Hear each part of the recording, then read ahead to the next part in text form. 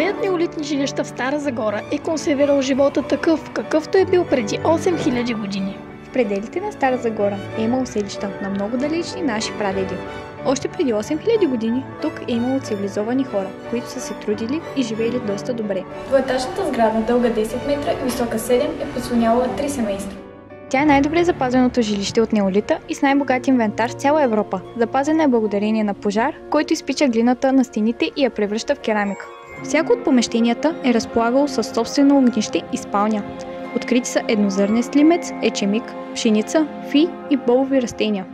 В залата с жилищата се поддържа постоянна ниска температура, за да се съхранят останките, така че може да усетите въздуха малко хладен. В сградата на музея се намира и неголяма, но много ценна експозиция на предмети от ранния неолит. Освен предмети с утилитарно предназначение, откриваме истинска съкровищница, в която изкусни майстори са претворили представите си за красиво.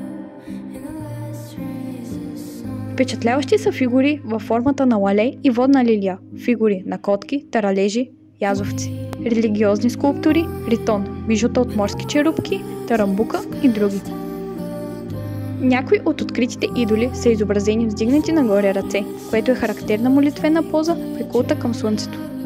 И за финал, най-древната мраморна фигура по българските земи, свидетелство за култа към богинята майка и плодородието.